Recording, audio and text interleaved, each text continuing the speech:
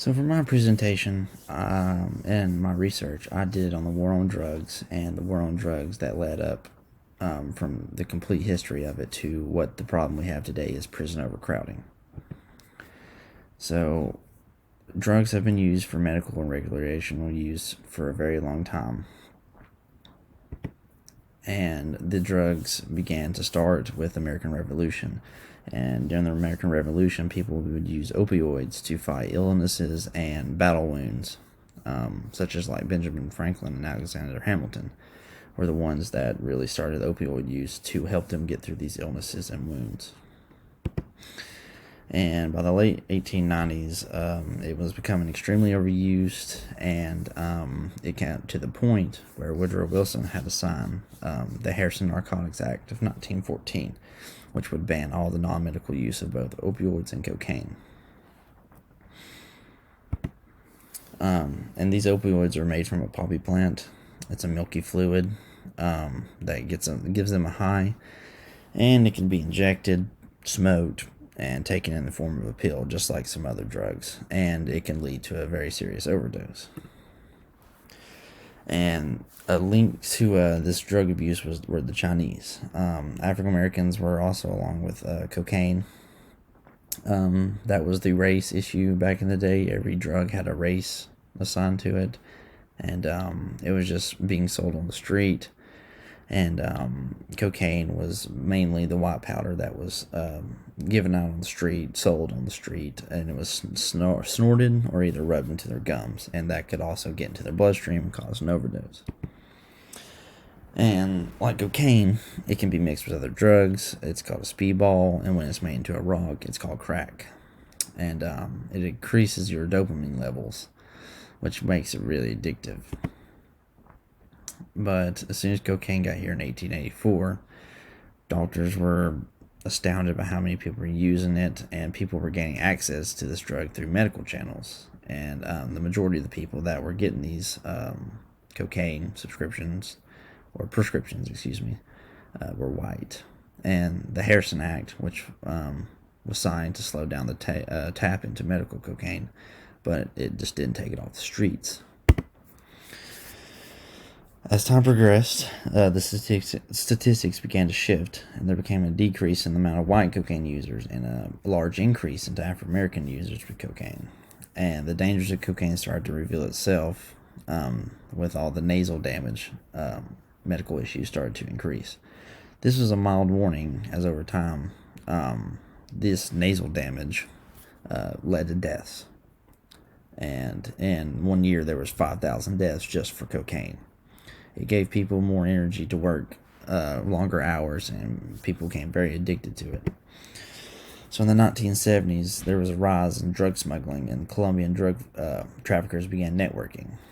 This changed the game, like the complete game, for the cocaine market. It was no longer a rich man's drugs, as drug cartels took complete advantage of this. But then the other issue was marijuana. The U.S. was trying to keep the up pattern with marijuana. There was multiple ways to use the plant to get a high. You can smoke it in a joint, bake it in foods, and ingest it. And marijuana is just a psychoactive drug that is mind-altering. It can be used for both medically and recreationally now. But in the 1900s, Theodore Roosevelt signed the Pure Drug Food Act. But what this act didn't cover is the drugs that were potentially in the food. So that's when he did the Harrison Narcotics Act shortly after that for the anti-cannabis legislation. So the New England spearheaded the nation's actions to ban cannabis completely, and which it started out west with California, and the Mexican immigrants were using and selling marijuana. So the racial issues with drugs continued because the laws in place seemingly just promoted white morals. And all of this built way more tension for the races. After the Mexican Revolution, the Mexican population in America rose, and the population of immigrants almost tripled. As America was growing in populations, people were needing more jobs, And with his jobs, it was during this time that the racial ties between marijuana and the Mexican race was highly publicized. So in 1971, Richard Nixon declared a war on drugs. He knew there was a big problem in America with the war on drugs, and this is when he began the DEA in 1973, which focused on targeting illegal drug use and drug deals and drug smuggling into the United States. So when Ronald Reagan took office, he was focused on a campaign, the Just Say No campaign. And Nancy Reagan was the biggest activist for this. She was the one that was doing all the campaigning and doing all the publicizing stuff for this campaign.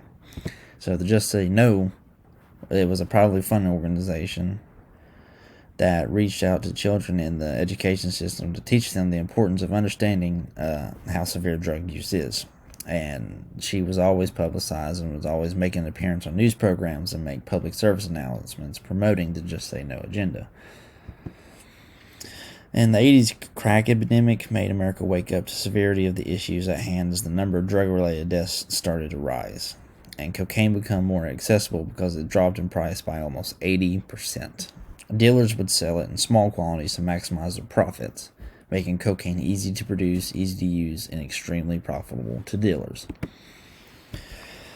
So over the years, efforts to put away drug offenders have come to a maximum effort. Even though putting away drug traffickers and abusers sounds like a productive plan, a problem has always struck with prison overcrowding. The United States has the highest prison population in the world. There are over 2 million prisoners in over 1,000 state prisons, 100 federal prisons, 3,000 local jails, and 200 immigration detention centers, and 80 Indian county jails. A large portion of these are sentenced to some way of drug activity, non-violent drug activity. The main reason why our prisons started to become overcrowded was widely suggested from the 3 strikes laws that were put in place by California in 1994. This law was created to mandate a life sentence without the possibility of parole, no matter what the severity of the crime is. Now, another main objective for this law was keep violent criminals that would be released on a short lease and probation to maintain fear of going back to prison. The problem soon became non-violent drug offenders were caught on a small charge as their third strike and were getting 40 years to life just for a small possession charge. And African Americans are responsible for 45% of the inmates that are serving a life sentence right now for that. Before law changes were made, the federal government was sentencing absurdly long sentences to non-violent drug offenders. They were also having to serve the majority of their sentence before parole was even considered. In fact, in 1984, the federal prison system abolished parole completely. As time progressed, more reasonable sentence lengths were established to offenders. With these charges and parole, a lot of states have been affected by how long an offender in their prison confinement. But over the past decade, prisons across the country have experienced an increase in the amount of time how long a prisoner has served. The total amount of time served for prisoners has shot up around 30% over the last decade as well.